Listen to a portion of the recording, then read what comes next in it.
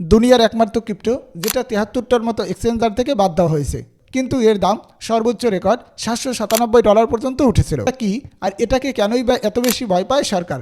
এর নাম হচ্ছে মনেরো আর স্টিকার সিম্বল XMR, আর এটাকে বলা হয় প্রাইভেসি কয়েন। বিটকয়েনে আপনার লেনদেন সবাই দেখতে পারে, কার কাছে কত আছে আর কোথায় পাঠানো হচ্ছে।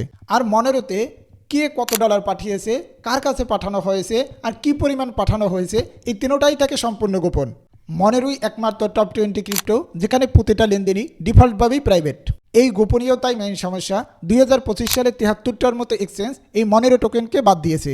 এর মধ্যে বাইন্যান্স, ওকে, ক্রাকেনের মতো এক্সচেঞ্জারগুলো থেকেও এটা বর্তমানে নিষিদ্ধ আছে, কারণ সরকারের ALM মানে মানি লন্ডারিং প্রতিরোধ আইন মেনে চলতে হলে লেনদেন ট্র্যাক করতে হবে, আর মনেরো টোকেনের লেনদেন ট্র্যাক করা প্রায় অসম্ভব। বিটকয়েন ট্র্যাকিংয়ের জন্য সরকার চেইন অ্যানালাইসিস ব্যবহার করলেও কিন্তু মনেরো টোকেনের সামনে এইসব প্রযুক্তি সম্পূর্ণরূপে ব্যর্থ। আর TRMS ল্যাবস রিপোর্টে বলেছে 2025 সালে ডার্কনেট মার্কেটের 48% লেনদেনেই এই মনেরো টোকেন ব্যবহার করা হয়েছে।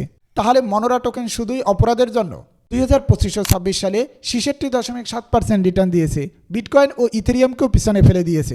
এমনকি আমেরিকায় কংগ্রেসম্যান ডেভিডসন এই প্রাইভেসি কয়েনের পক্ষে ভোট দেওয়ায় একদিনে 195% পর্যন্ত পাম্প করেছিল। তবে মনেরোতে ঝুঁকিও আছে। বড় এক্সচেঞ্জার থেকে বাদ পড়ায় কেনাবেচা এখন অনেক কঠিন। তবে একটা বিষয় মনে রাখবেন, বাংলাদেশে ক্রিপ্টোকারেন্সির লেনদেন কিন্তু সম্পূর্ণ নিষিদ্ধ এবং আইনগতভাবে এটা শাস্তিযোগ্য অপরাধ। তাই এটি কোনো আর্থিক বিনিয়োগের পরামর্শ নয়।